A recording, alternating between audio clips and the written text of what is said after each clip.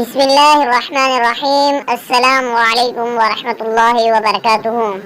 बदल रही है रुत किस्त नंबर 1। भाई आपका बहुत बहुत शुक्रिया। ये उसकी रोज की आदत थी। हाँ हाँ, वो दिल से हंसे थे। हो गया, फोन बंद कर दो जी। बस मुझे यही कहना था कि अली अहमद के लिए आपका बहुत शुक्रिया। इसकी आवाज की कनक इसकी भाई को सुकून देती थी। चलो ठीक है, फिर बात करेंगे। भाई ने मुस्कुराते हुए फोन बंद किया। जब से उन्होंने अपनी बहन की शादी की थी, वो रोजाना फोन करती और अपने भाई का शुक्रिया अदा करती कि उन्होंने बहुत अच्छी जगह बहन की शादी करवाई है। और भाई रोजाना खुशी से निहाल हो जाते। फजलुद्दीन नादरा बेगम को जल्दी करने के लिए कह रहे थे और नादरा बेगम अपनी 3 बच्चों को हिदायत से रही थी।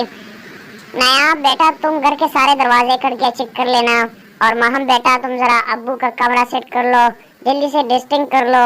और हाँ, चादरें भी बदल लो जल्दी से। समरा समरा समरा दौड़ती हुई सामने आई। समरा बेटा, बहनों को तंग मत करना। ठीक है आए भाई, जल्दी करो ना। फजलुद्दीन चिल्लाकर बोला, जल्दी करो बेटा, परेशान मत होना। हम लोग सूरत हाल का जायजा ले आए, फिर मैं तुम तीनों को साथ ले जाऊंगा। अभी तक तो मुझे खुद भी यकीन नहीं आ रहा। यकीन तो मुझे भी नहीं आ रहा, लेकिन होने को कौन टाल सकता है भला। नाज़ा बेगम ने परेशान लहजे में कहा। दरवाजा बंद कर लो बेटा और किसी के लिए भी मत खोलना। फजलुद्दीन ने नायाब को दरवाजे तक आते आते हिदायत की। फजलुद्दीन और नाज़ा बेगम घर से बाहर निकल कर गाड़ी में बैठे। नायाब ने अंदर से दरवाजे को लॉक कर दिया। फजलुद्दीन और नादरा बेगम की 3 बेटियां थी। नायाब 19 साल की थी, माहम 15 साल की और समरा 10 साल की थी। फजलुद्दीन और नादरा बेगम दोनों के वालिदैन का इंतकाल हो चुका था। नादरा बेगम के दोनों भाई कनाडा, जबकि बड़ी बहन मुल्तान में मुकीम थी। जबकि फजलुद्दीन की एक ही बहन जमीला थी, जो इनसे 7 बरस छोटी थी। जमीला अपने नाम का हो बहु अक्स थी। वो बेहद खूबसूरत खातून थी। इनकी शादी फजलुद्दीन ने बहुत धूमधाम से अपने एक अजीज दोस्त आमिर अहमद के भाई अली अहमद से की थी। इनका एक 3 साल का बेटा था जिसका नाम बासित था। आज अचानक अली अहमद का इलाही से इंतकाल हो गया था। जब से फजलुद्दीन और नादरा बेगम को इत्तला मिली थी, दोनों बहुत परेशान थे, क्योंकि जमीला इन दोनों की ही बहुत लाडली थी। फजलुद्दीन ने अगर इनको बाप बनकर पाला पोसा था और शादी की थी, तो नादरा बेगम ने भी हमेशा इनको अपनी बेटी समझा था। इन दोनों को यकीन नहीं आ रहा था कि ऐसे एक पल में एक हार्ट अटैक किसी की जिंदगी उजाड़ कर इसमें वीरानियों का मस्कन बना सकता है। वो दोनों तीनों बच्चियों को घर में छोड़कर अस्पताल जा रहे थे ताकि सूरत-ए-हाल का जायजा ले सके। जमीला दुख और सदमे की कैफियत से दो चार अपने नन्हे मन्ने मासूम लगते हुए बेटे को संभालने की कोशिश करते हुए खुद भी हलकान हुई जा रही थी। नन्हा मासूम बासित बार बार अपने अब्बू के पास जाने की जिद कर रहा था। फजलुद्दीन ने इसे अपने गोद में उठा लिया और इसे चुप करवाते हुए बोले, रोते नहीं बेटा, आप तो बहुत अच्छे बच्चे हो, बिल्कुल नहीं रोना अब। मगर वो मुसलसल रो रहा था। जमीला नादरा बेगम के शाने पर सर टिकाए मुसलसल रो रही थी। नादरा बेगम खुद भी आंसू बहा रही थी। फजलुद्दीन को ही सब कुछ देखना था। वो जब्त के काले माहिल से गुजरते हुए अपनी उजड़ी बहन को भी संभाल रहे थे और अपने मुस्तकबिल को भी, जो मासूम बांझे बासित को देखकर कटा जा रहा था।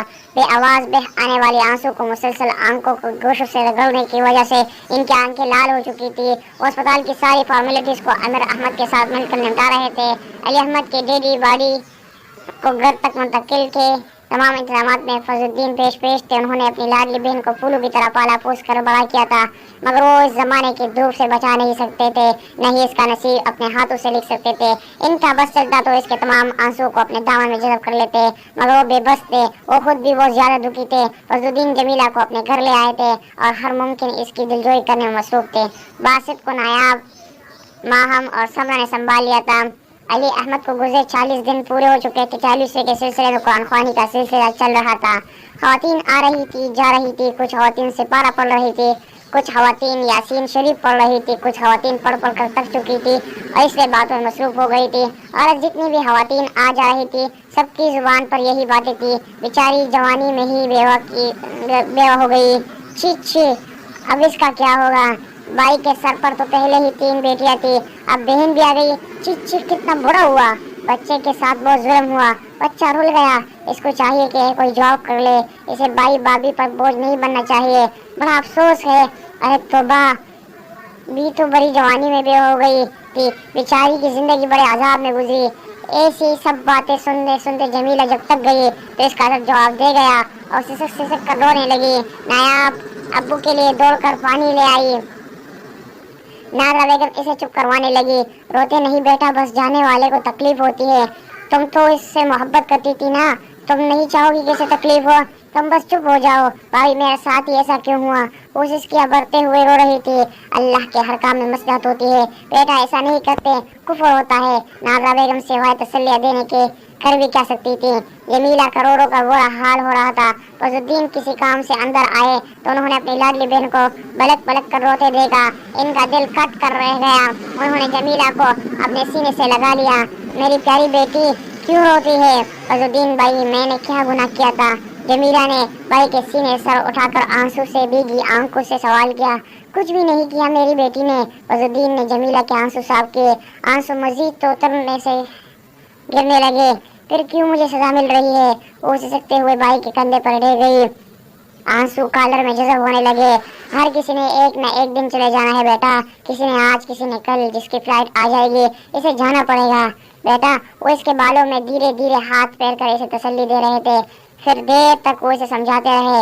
जमीला की सिसकियां कम हो गई। फिर भाई की तसल्ली भरे लम्स और प्यार भरे अंदाज की वजह से इसे नींद आ गई। फजलुद्दीन ने इसे धीरे से खुद से अलग करके तकिया पर सीधा करके लटाया और चादर उड़ा दी। नाजरा बेगम को उन्होंने इशारतन कमरे से बाहर आने को कहा और दबे कदम कमरे से बाहर निकल आए। नाजरा बेगम बाहर आई तो उन्होंने बासित के मुतालिक पूछा। नाजरा बेगम ने बताया कि वो नायाब, माहम और समरा के साथ है। इसी वक्त शोर उठा, बाबा बाबा देखिए बासित को क्या हो गया। समरा दौड़ती हुई आई। नायाब और माहम के चिल्लाने की आवाज से आने लगी। फजलुद्दीन और नाजरा बेगम फौरन समरा की मियाद में दौड़ते हुए सहन में पहुंचे, जहां बासित खून में लथपथ फर्श पर गिरा हुआ था और नायाब और माहम इसे होश में लाने की कोशिश में बेहाल हो रही थी।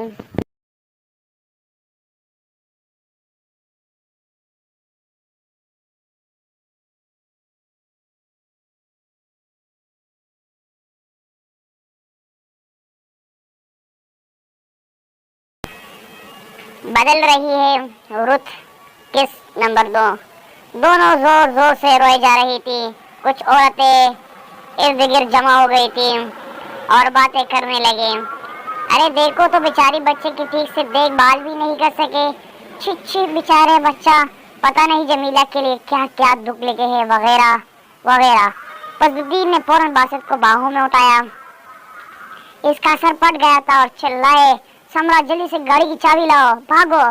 समरा दौड़ कर गई और चाबी ले आई। नायाब ने जल्दी से दरवाजा खोल दिया। नाजरा बेगम ने बासित को अपनी गोद में बैठाया। फजलुद्दीन ने जल्दी से ड्राइंग सीट संभाल ली। बेटा अब्बू का ख्याल रखना, हम जल्दी आते हैं इंशाअल्लाह। नाजरा बेगम ने चलती गाड़ी से नायाब को हिदायत दी।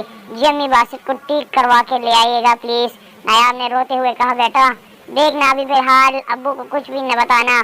फजलुद्दीन ने गाड़ी निकालते वक्त कहा तो नायाब सिर्फ सर हिलाती पाई और जल्दी से अंदर चली गई। तीनों बहनों ने अंदर झांक कर देखा तो जमीला हनोज नींद में थी। उन्होंने खामोशी से कमरे का दरवाजा बंद कर दिया और जो क्षण एक खवातीन रह गई थी इनके पास आकर लाउंज में बैठ गई। तमाम खवातीन जानने के लिए बेताब थी कि बासित को चोट कैसे लगी। माहम इनको तफसील बताने लगी। नायाब ने माहम से कहा कि चलो चल कर सहन समेट लेते हैं। वह खवातीन के साथ आए हुए बच्चे ने कापी कर बहुत सारा कचरा कर दिया तो वो दोनों वहाँ की सफाई करने लगी। इतने में समरा आई और इससे पूछा, नायाब अभी मैं बासित को लेकर छत पर जाऊँ? यहाँ अकेली हूँ, इसके साथ ऊपर मत जाओ। माहम ने कहा, मगर आप ही यहाँ तो बहुत गर्म है, इसे बुखार भी है। नायाब और माहम हैरान हुए, इसे बुखार है? नायाब ने आंखें फाड़ी। तुमने बताया क्यों नहीं? बाबा को बताओ ताकि उसे डॉक्टर के पास ले जाए। मैंने अम्मी को बताया था, उन्होंने पापा से पूछकर दवा दी थी बासित को। अभी वो बेहतर है और जिद कर रहा है कि मुझे छत पर ले चलो। समय तफसील बताइए। अच्छा तुम और माहम ले जाओ इसे छत पर, मैं जरा ये समेट दो, फिर मैं भी छत पे आती हूँ और ख्याल रखना इसका। नायाब ने जल्दी जल्दी हिदायत दी। माहम और समरा बासित को गोद में उठाए छत पर पहुँच गई। बासित बेचार ने अब्बू से बहुत ज्यादा अटैच था, इसे इनके इंतकाल के बाद वो बहुत ज्यादा कमजोर हो गया था, हड्डियों का ढांचा बन गया था, आन के अंदर दस गई थी। छत पर जाकर समरा के साथ वो एक बड़ी सी गेंद से कैच कहने लगा।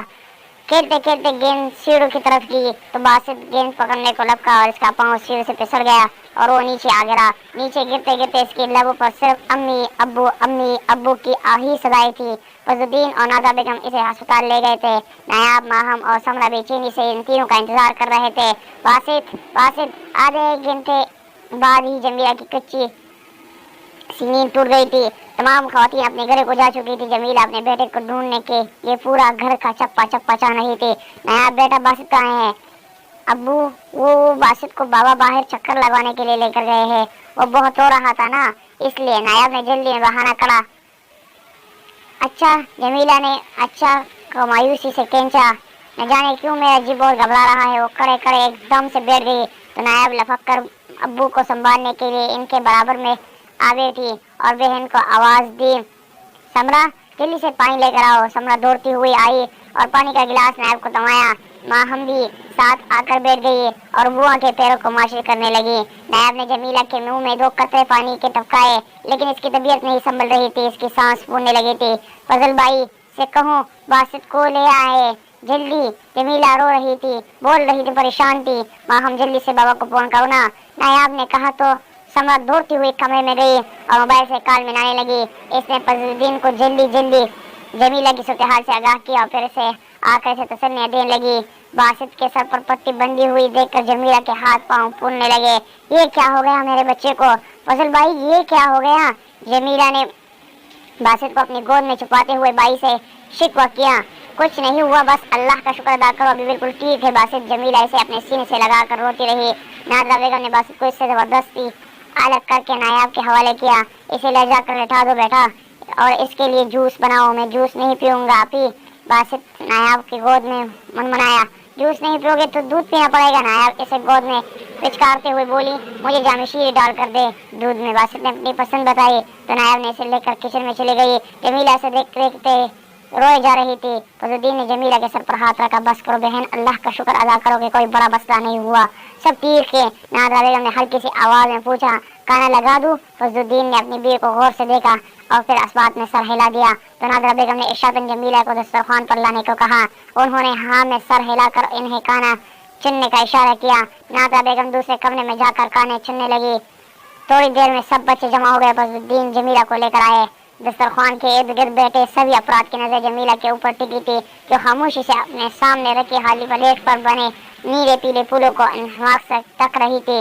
फजलुद्दीन ने किनकिना कर गला साफ किया, कंकार कर गला साफ किया और बोले, जमीला बेटा बिस्मिल्लाह करो। जमीला ने खाली खाली नजरों से भाई को देखा, फिर एकदम से नजर इनकी खाली प्लेट पर पड़ी। फिर बारी बारी जमीला की नजर सबकी खाली प्लेटों पर पड़ी। आखिर में इनकी नजर बासित की पर पड़ी तो बासित ने कहा, हमें भूख लगी है, खाओ ना, खाना खाओ ना। जमीला की आंख से एक आंसू निकला और इसने हाँ में सर हिलाते हुए अपना हाथ सालन की डूंगी की तरफ बढ़ाया। उसी दिन बहुत दिनों बाद जमीला ने ढंग से कुछ खाया था और इसी रात इसी नींद के लिए भी ज्यादा इंतजार नहीं करना पड़ता। जमीला आहिस्ता आहिस्ता जिंदगी के साथ समझौता करने में कामयाब हासिल करती जा रही थी। जमीला ने इद्दत पूरी हो जाने के बाद नाज़ा बेगम और फजलुद्दीन के बेहद इस्सा पर एक करीबी पार्लर में ब्यूटिशियन का कोर्स करने के लिए दाखिला लिया था। बीवी की चादर ओढ़ने के बाद गो के इसका हुस्न सुगरियत में बदल गया था, मगर फिर भी मान नहीं पाता। ब्यूटी पार्लर में भी इसका हुस्न की धूम मच गई थी और सब सीखने वाली लड़की इसका मेकअप कराना चाहती थी और लोग चाहते थे कि जमीला इनकी मॉडल बन जाए, मगर जमीला को ये सब पसंद नहीं था और मियाँ के गुजर जाने के बाद तो इसने एक लिपस्टिक नहीं लगाई थी। जमीला किसी से वहाँ ज्यादा बातचीत नहीं करती थी, ना ही उसने किसी को ये बताया कि वो ब्याह है। उसे कई लड़कियों ने इशारा कनाए वकील रिश्ते बताए, मगर सबसे दूर भागना चाहती थी। सो इसने एक आधा महीना ही पार्लर को खैरबाद कह दिया और घर में नाज़ा बेगम का हाथ बिठाने लगी। पार्लर को खैरबाद जमीला को पार्लर को खैरबाद किए हुए 15 रोज ही गुजर गए थे कि एक दिन फजलुद्दीन ने नाज़ा बेगम को इत्तला दी। नाज़ा बेगम ने नायाब के रिश्ते के सिलसिले में प्रेमी आना चाहती है, अपने सिद्दीक के हिसाब से केस जानने वाले हैं। अरे ये तो बहुत ही अच्छी खबर सुनाई आपने, क्या करता है लड़का? नाज़ा बेगम का इश्तियाक से उठाने लगा। लड़का दुबई मुलाजिमत करता है, फैमिली में सिर्फ इसकी वालिदा है, वालिदा भी वही रहती है। अच्छा कमा लेता है। सिद्दीकी साहब ने बताया था कि आजकल वो इनके घर में रहने आए हुए हैं। अच्छा, नाज़ा बेगम का दुबई का सुनकर दिल बैठने लगा। इतनी दूर का रिश्ता, करीब और दूर से कुछ नहीं होता बेगम, बस लोग अच्छे होने चाहिए और आजकल तो पासे वैसे भी सिमट गए हैं, दुबई इतना दूर भी नहीं रहा। फजलुद्दीन नाज़ा बेगम को समझाने लगे, चले देखते हैं, अल्लाह मालिक है। नादरा बेगम हल्की से बोली। अगले ही दिन रिजवान अपने वालिदा शमीम बीवी के साथ इनके घर आया। इनकी फैमिली से मिलकर फजलुद्दीन बहुत ज्यादा खुश हुए थे। रिजवान इनको बहुत ज्यादा पसंद आया। नादरा बेगम के सारे अंदेशे और दोनों माँ बेटे से मिलकर दूर हो गई। इनको अपनी बेटी का सुनहरा और रोशन मुस्तकबिल साफ दिखाई दे रहा था। वो तो झटपट हाँ कर देना चाहती थी। अरे मेरी होने वाली बहू से मुझे भी तो मिलवाइयो, मैं तो वैसे अभी तक देखा ही नहीं। बस रिजवान मियाँ ने कहा कि इनको पसंद आ गई है। लड़की तो झट से सिद्दीकी से मालूमात ली और फट से पहुंच गई। शमीम बीवी काफी बातूं नहीं थी। जी अभी बुलवाते हैं। नादरा बेगम उठकर चली गई। चंद सानियों के बाद ही नायाब कमरे में दाखिल हुई। इसको दाएं तरफ से नादरा बेगम ने ताम रखा था और बाएं तरफ से जमीला ने ताम रखा था। रिजवान एहतरामन अपनी जगह से उठकर खड़े हुआ और इसने आवाज बुलंद सलाम किया। जमीला ने मुस्कुराकर सलाम का जवाब दिया, जबकि नायाब ने धीरे से हिलाते कर सलाम का जवाब दिया। जमीला नायाब के बराबर में बैठ गई। रिजवान की गहरी नजर बार बार इसके सरापे में उलझने लगी। फजलुद्दीन ने नायाब के सर पर हाथ रखते हुए शमीम बीवी को बताया, ये हमारी बेटी नायाब है और ये हमारी बहन जमीला है। बाद में उन्होंने जमीला के सर पर हाथ रखा। रिजवान ने एकदम हैरानी से फजलुद्दीन को देखा, फिर नादरा बेगम को देखा। इतने शमीम बीवी अपनी जगह से उठकर नायाब के बराबर में जाकर बैठ गई थी और इसके खुदोखाल को पसंदीदी के निहार से देख रही थी। वो नायाब से सरगोशियों में कुछ बातें भी करती जा रही थी जो रिजवान के कान तक नहीं पहुंच रही थी। रिजवान ने खुद को कंपोज करते हुए कहा, करके फजलुद्दीन को मुखातिब किया, अंकल मुझे आपसे कुछ बात करनी है अकेले में। फजलुद्दीन और बाकी सभी ने ताज्जुब खेज नजरों से इसे देखा। फिर फजलुद्दीन ने अपनी जगह से उठे और इसे इशारों से अपने पीछे आने का कहा और कमरे से बाहर निकल गए। फजलुद्दीन इसे मेन गेट के पास ले आए और वहां खड़े होकर इसे सवालिया नजरों से देखने लगे। रिजवान अपने हाथ की उंगलियों मरोड़ते हुए बोला, अंकल मैं कैसे कहूँ, बहुत ही अजीब लग रहा है। आप बुरा तो नहीं मानेंगे ना? पर खुरदार, अगर बात बुरा मानने वाले हुई तो जरूर बुरा मानेंगे। फजलुद्दीन सफात लहजे में जवाब दिया, अंकल साफ साफ बताओ क्या मसला है बेटा, मैं बुरा नहीं मानूंगा। फजलुद्दीन ने नरम पड़ते हुए कहा, अंकल दरअसल मैंने जिस लड़की को देखा था वो आपकी बेटी नहीं है। रिजवान ने डरते डरते जुमला मुकम्मल किया।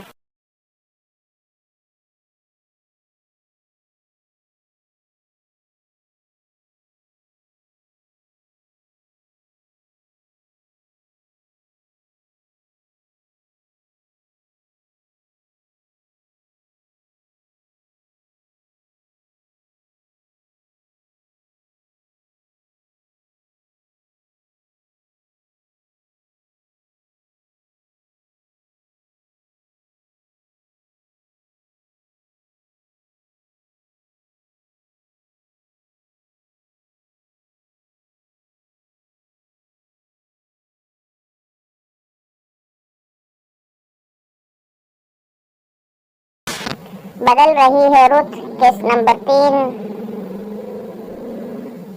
इसको हम सिलसिलावार पेश कर रहे हैं। ये इसकी केस नंबर 3 है। हाय ये क्या बात हुई भला, मैं कुछ समझा नहीं। फजलुद्दीन पर खैरत की पहाड़ टूट पड़े। रिजवान की बात सुनकर, अंकल दरअसल मैंने आपकी बेटी को नहीं देखा था, लेकिन मैंने इस लड़की को आपके घराने में दाखिल होते और यहाँ से निकलते हुए देखा था। रिजवान की वजाहत वहम थी, मतलब था तुमने एक लड़की को मेरी बेटी समझ लिया और इसके रिश्ते के सिलसिले में यहाँ आए हो, यानी कि मेरी बेटी नायाब के सिलसिले में तुम यहाँ नहीं आए। फजलुद्दीन मुकम्मल तौर पर कंफ्यूज हो गए थे।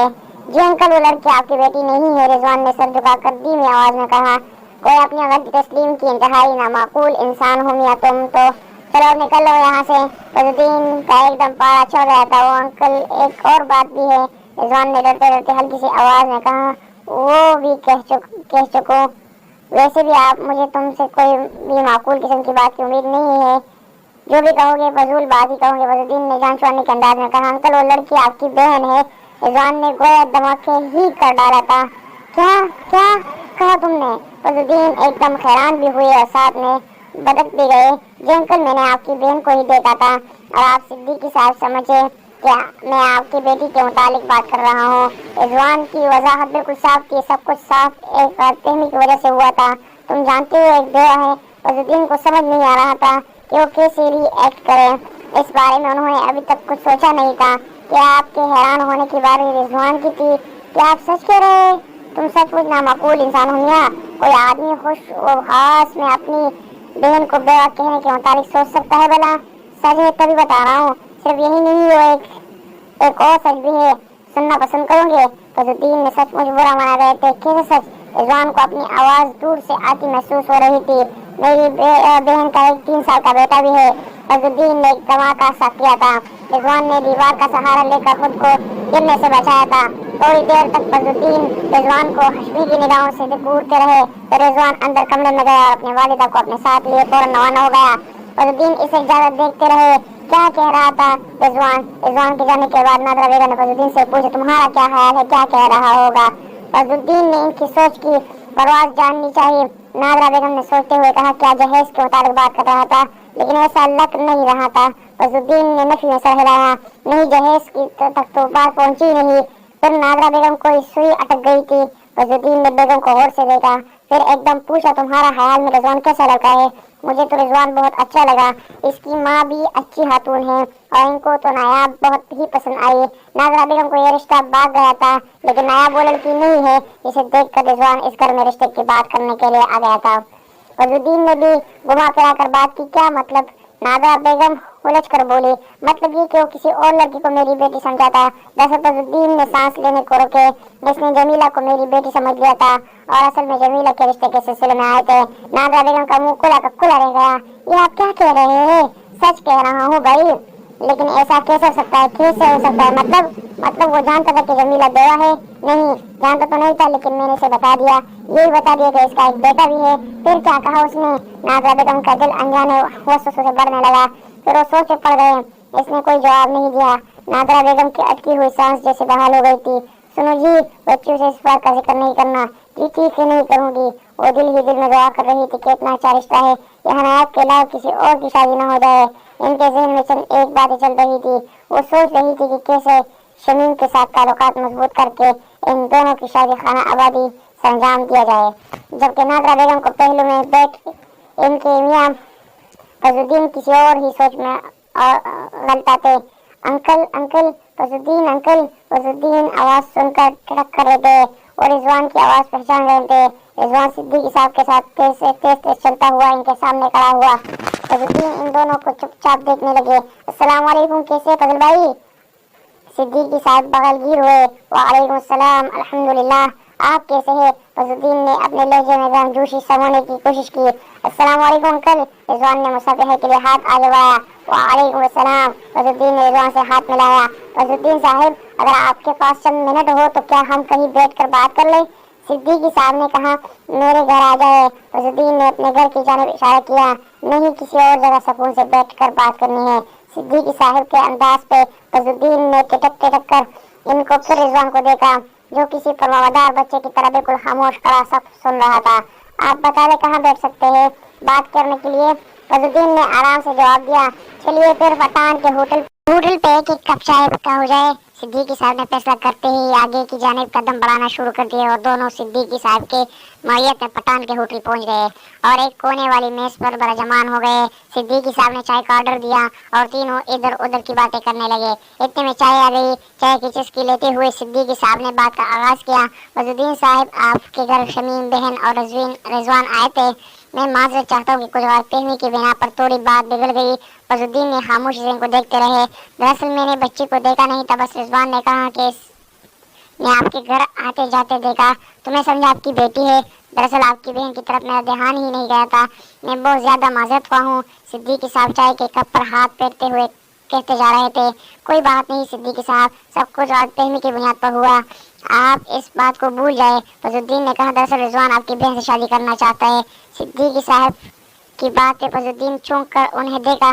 देखिए, इसमें कोई कबाहत भी नहीं। बेवा है तो क्या हुआ, शादी कर सकते हैं। मैं अपनी बहन की शादी के खिलाफ नहीं हूँ, लेकिन मैं घर में कैसे कहूँगा जो लड़का मेरी बेटी का रिश्ता लाया था वही रिश्ता मेरी बहन के लिए कबूल कर लूँ?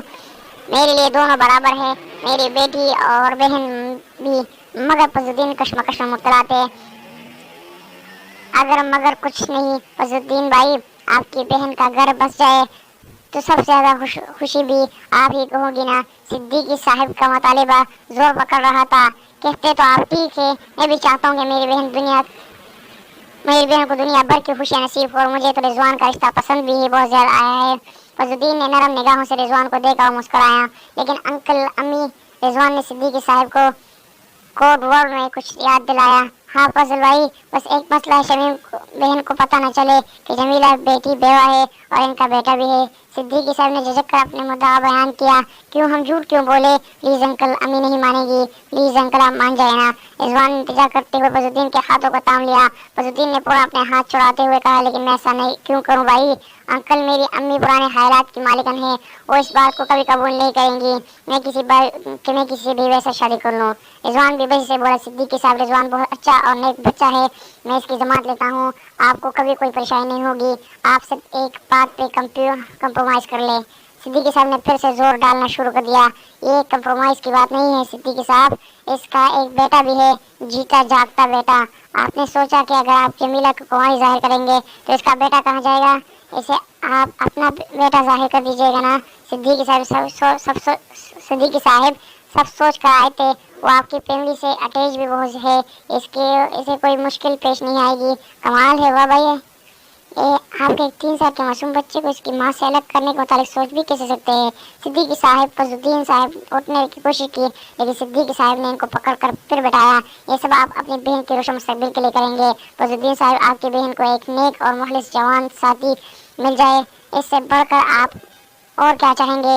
उन्होंने नहीं, मैं एक झूठ की बुनियाद पर रिश्ता नहीं करना चाहूँगा, और सबसे बड़ी बात ये कि मैं किसी भी सूरत में माँ और बेटे को जुदा नहीं कर सकता।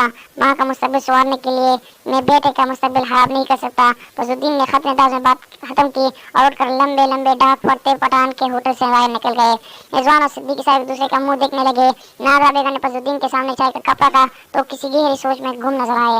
नादरा बेगम ने इनको कई बार आवाज दी, मगर वो अपनी सोच में गुम रहे। बल आखिर नादरा बेगम ने इनका कंधा हिलाया और वो चूम गए। किस सोच में गुम हो आप? चाय ले, ठंडी हो रही है। फजलुद्दीन ने चाय का कप उठाने के बजाय खाली गिलास उठा लिया और खामोशी से पीने लगे। नादरा बेगम ने एकदम इनके हाथ से खाली गिलास छीना तो फजलुद्दीन ने गुस्से से इनको देखा। क्या कर रहे हो आप? चाय के बजाय खाली गिलास क्यों पी रहे हैं? नादरा बेगम ने तशवीश भरे अंदाज में पूछा तो फजलुद्दीन ने गौर किया और फिर सर पर हाथ मारा। लगता है कि मैं पागल हो गया हूँ, क्या बात है, आखिर आप इस कदर परेशान क्यों हैं? नादरा बेगम ने फजलुद्दीन का हाथ पकड़ते हुए पूछा। वो सचमुच बहुत परेशान थे। आज सिद्दीकी साहब से मुलाकात हुई थी। फजलुद्दीन ने बात अधूरी छोड़कर नादरा बेगम के चेहरे को देखा, जहाँ परेशानी के डेरे साफ चमे नजर आ रहे थे। वो खामोशी से फजलुद्दीन को परेशान नजरों से देखती रही, कुछ बोली नहीं। फजलुद्दीन ने सारी बात तफसील से बताने का फैसला किया और सारा किस्सा मनोहर नादरा बेगम के गोश गुजार कर दिया। अब तुम बताओ कि क्या करना चाहिए? फजलुद्दीन ने नादरा बेगम की आंखों में देखते हुए पूछा। नादरा बेगम सारी तफसील सुनकर कुकिंग रह गई थी। बोलो ना बेगम, कुछ मशवरा तो दो भला। फजलुद्दीन को सचमुच एक मुखलिस मशवरे की जरूरत थी। मैं क्या कहूँ, मैं तो कुछ और ही सोच रही थी, लेकिन नादरा बेगम ने बात अधूरी छोड़ दी। इनको समझ नहीं आ रही थी कि वो फजलुद्दीन से अपनी सोच शेयर करे कि नहीं। तुम क्या सोच रही थी? फजलुद्दीन के सवाल पर नादरा बेगम तजब्जुब का मुतला हो गई। बेगम, आपको जो भी सोच के जा रहे हैं प्लीज मुझे शेयर करे। मैंने आप तो आपसे कुछ छुपाए नहीं। फजलुद्दीन की बात पर नादरा बेगम की कुछ दराज बंदी और उन्होंने अपने दिल के बात कहना शुरू की। दरअसल मुझे तो रिजवान और इसकी अम्मी बहुत ही अच्छे लगे थे और दिल से चाह रही थी कि हमारी नायाब की शादी यहाँ हो जाए। मैंने तो दिल ही दिल में बहुत सी प्लानिंग भी कर ली थी। शमीम बीवी को भी नायाब बहुत पसंद आई थी। मैं तो चाह रही थी कि मैं शमीम बीवी से ताल्लुकात मजबूत करके रिश्ता पक्का करवा लूँ, लेकिन अब ये जमीला का मसला हो गया बीच में। नादरा बेगम जमीला का जिक्र करते हुए फजलुद्दीन को किन अक्कियों से देखा, मगर वो नादरा बेगम की बातें सुनकर गहरी सोच में गर्क हो चुके थे। नादरा बेगम की बातें सुनकर गहरी सोच में गर्क हो चुके थे। नादरा बेगम दोबारा गोया हुई। वैसे मुझे इस बात पे कोई इतराज भी नहीं कि जमीला की शादी होनी चाहिए, वो जवान है, इसको पूरा हक है, लेकिन जवान से शादी के हक में नहीं हूँ। नादरा बेगम ने बात पूरी करके फिर से इसके लम्हे के लिए किन अक्कियों से अपने मियाँ को देखा। फजलुद्दीन ने भी एक नज़र अपनी बीवी को देखा और फिर से किसी सोच में गुम हो गए। कुछ दिनों से जमीला महसूस कर रही थी कि नादरा बेगम का मूड ठीक नहीं है। वो इससे बात तो करती है मगर इस जैसे नहीं करना चाहती हो। वैसे तो नादरा बेगम ने जमीला को माँ बनकर पाला था, वो बहुत ही लाडो से रखा था, मगर आजकल वो देख रही थी कि नादरा बेगम का रवैया कुछ तंजिया होता है तो वो कभी वो ख्वामखा गुस्से में आ जाती है तो कभी मुंह फेर लेती है। जमीला ख्वामखा गुस्से में आ जाती है तो कभी मुंह फेर लेती है। जमीला को इब्तिदा में नादरा बेगम का रवैया समझ नहीं आया, लेकिन आहिस्ता आहिस्ता तकलीफ होने लगी, क्योंकि इससे दर्द से हमेशा प्यार ही मिला था, कभी हल्की सी डांट भी नहीं मिली थी। तो कैसे नादरा बेगम के रवैये से मायूस का शिकार न होती। कुछ दिन तक तो नादरा बेगम ने जमीला के साथ यही रवैया रवा रखा, फिर आहिस्ता आहिस्ता इनकी जुबान से तकलीफ तह बातें भी निकलने लगी। नादरा बेगम नहीं चाहती थी कि वो जमीला पर जो नश तरकरा गिरा रही है वो इसके दिल के आर पार हो जाते हैं। फिर जमीला ने फैसला किया कि अपने भाई से बाबी के रवैये के मुतालिक बात करेगी, और कोई मसला हो तो अपने रिहाइश और खर्चे का मसला हल करने की कोशिश भी करेगी, क्योंकि इस वक्त जमीला के जहन में सिर्फ यही एक बात थी कि इसकी बेवा हो जाने की वजह से इन माँ बेटे का सारा खर्चा फजलुद्दीन पर आ गया है, इसलिए शायद बाबी इससे खाइफ है। मगर वो असल बात से नावाकिफ थी। सिद्दीकी साहब ने फजलुद्दीन को फोन करके बताया कि रिजवान और इसकी माँ शमीम बीबी 10 दिन के बाद दुबई वापस जा रहे हैं और शमीम बीबी इनके घर आना चाहती हैं। फजलुद्दीन काफ़ी देर तक सोचते रहे और सिद्दीकी साहब हेलो हेलो करते रह गए। फिर फजलुद्दीन ने इनसे सोचने के लिए 2 दिन का वक्त मांगा। अभी सिद्दीकी साहब से बात ख़त्म करके उन्होंने फ़ोन रखा ही था कि रिजवान की कॉल आ गई। इसने अपनी माँ से बात करवाने के लिए कॉल की थी। कैसे हैं आप फजलुद्दीन भाई? शमीम बीबी ने खुश दिली से पूछा। जी मैं ठीक हूँ, अल्लाह का करम है, आप सुनाइए। फजलुद्दीन ने हलाकन पूछा। जी मैं भी ठीक हूँ, लेकिन मैं आपसे नाराज़ हूँ। शमीम बीबी ने मसनूई हफ्की से कहा। क्यों, आप क्यों नाराज़ है? फजलुद्दीन ने संभल कर पूछा। अरे हमसे गलती हो गई तो क्या आप हमको रिश्ता नहीं जोड़ेंगे? क्या मतलब? मतलब यही कि सिद्दीकी साहब ने आपकी बहन के सिलसिले में आपसे बात की थी। में हो जाने की वजह से हमने आपकी बेटी का हाथ मांग लिया था। हम माजरत वहाँ हैं, आपका दिल दुखा रहे हैं, लेकिन हमें मालूम ही नहीं था कि जमीला आपकी बेटी नहीं बहन है। शमीम बीवी नदामत आमेज लहजे में सफाइयाँ दे रही थी। अरे बहन, आपको शर्मिंदा होने की ज़रूरत नहीं है, बस यही सब तो एक गलतफहमी ही थी। फजलुद्दीन ने बड़कपन का सबूत दिया। मेरी अभी भी आपसे पहले सिद्दीकी साहब से ही बात हो रही थी, वो भी रिजवान के रिश्ते के सिलसिले में ही बात करना चाहते थे। मैंने इनसे 2-3 दिन का वक्त मांगा है सोचने और घर में मशवरा करने के लिए। फजल भाई आप दो दिन ले, 30 दिन में हाँ सुनूंगी बस, और 10 दिनों तक हम पाकिस्तान में है। जाने से पहले मैं निकाह करवा कर जाऊंगी, फिर पेपर्स आने के बाद हम अपनी अमानत ले जाएंगे। शमीम बीबी ने सारा प्रोग्राम बना कर रखा था। फजलुद्दीन ने दिल में सोचा कि फोन पटख दे, मगर रिजवान इन्हें खुद को भी बहुत पसंद था और सिद्दीकी साहब ने इन्हें इशारों के नामे में समझाया था कि बे औरत के लिए ऐसा कमाना मत कमाओ, पोता मिलना बहुत मुश्किल काम है। आजकल तो कमाई लड़कियों के लिए अच्छा रिश्ता मिलना मुश्किल है, और जमीला तो फिर बेवा है। फ़ोन बंद करने के बाद से फजलुद्दीन सिद्दीकी साहब की बताई हुई मिसालों पर गौर कर रहे थे। पहली मिसाल के महल्ले की ही एक आलम साहब की बेटी थी जो बेवा होकर 3 बच्चों के साथ के घर आ गई थी। बेटी की बीवी ने माँ बाप की कमर तोड़ दी। पहले मिसेज आलिम और फिर 2 हफ्ते बाद ही आलिम साहब भी इस जहाँ पानी से कूच कर गए। बेवा बहन को भाइयों ने ऊपर के कमरे में शिफ्ट कर दिया और इसे अपना खर्चा खुद उठाने का अल्टीमेटम जारी करते हुए ऊपर के कमरे का किराया भी वसूलने लगे। वो बेवा खातून अपने बच्चों के हाथ एक स्कूल में मुलाजिमत करने लगी, यूँ अपना और बच्चों का पेट पाने लगी। दूसरी मिसाल सिद्दीकी साहब की एक कज़न की थी जो अकेले उम्र में बेवा हो गई थी। इन खातून की कोई औलाद नहीं थी, लेकिन कि मियाँ बहुत सारी जायदाद छोड़ी थी। इन खातून के मियाँ एक कज़न इनसे जायदाद की राज में सारा सहारा देने की आड़ में शादी रचा ली और फिर जायदाद अपने नाम करवा के इनके हाथ में तलाक का कागज जमा कर निकल गया। अब वो खातून अपने भाइयों के दर पर ठोकरें खाती है। फजलुद्दीन ये दोनों मिसालें सुनकर झिरी झिरी लेकर रह गई। वो सोच भी नहीं सकते थे कि इनकी बहन के साथ ये कुछ होगा, लेकिन वो इसके नसीब के दुख रोक नहीं सकते थे। वो इसे बेवी के दुख से भी नहीं बचा पाए थे। वो अपने बहन के मुस्तकबिल को लेकर बहुत ज़्यादा परेशान में मुब्तला थे। ये तुम क्या कह रहे हो? ऐसा कैसा हो सकता है? वो तुम्हारी माँ है। फजलुद्दीन ने ताज्जुब से जमीला को देखा था। भाई मैं आपसे कभी भी ये बात न कहती, लेकिन मैं एक हफ्ते से सख्त अजियत में हूँ। मुझे नहीं समझ आती कि मैं ऐसा क्या किया है कि मैं अचानक से भाभी की नज़रों में गिर गई हूँ। जमीला ने बेबसी से अपनी उंगलियां मरोड़ रही थी। अच्छा चलो मैं नादरा से बात करता हूँ, पूछता हूँ कि क्या मसला है। फजलुद्दीन ने से तो दिलासा दे दिया था, लेकिन वो अंदर ही अंदर खुफजत थे कि न जाने पटारी से क्या बात निकलेगी। रात को जब नादरा बेगम कमरे में चाय लेकर आई तो फजलुद्दीन कमरे में बेचैनी से टहल रहे थे। नादरा बेगम को देखकर वो कुर्सी पर बैठ गए। नादरा बेगम ने चाय मेज पर रखी और पूछा, तबीयत तो ठीक है ना आपकी? جی میری تو ٹھیک ہے، لیکن میرا خیال ہے کہ آپ کی طبیعت ناساز ہے۔ جی کیا مطلب یہ ہے کہ آپ جمیلہ کے ساتھ کیا کر رہی ہے؟ جیسا کرنی ویسے برنی۔ فضل الدین صاحب، نادرہ نے منہ منا کر نحور سے کہا تو فضل الدین حیران ہو گئے۔ کیا مطلب ہے اس بات کا؟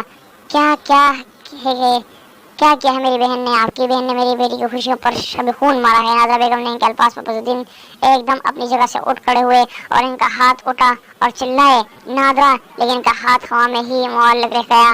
ان کی لال وہ کا آنکھیں ابل آئی تھی اور ان کے چہرے پر شدید غصے کے آثار تھے۔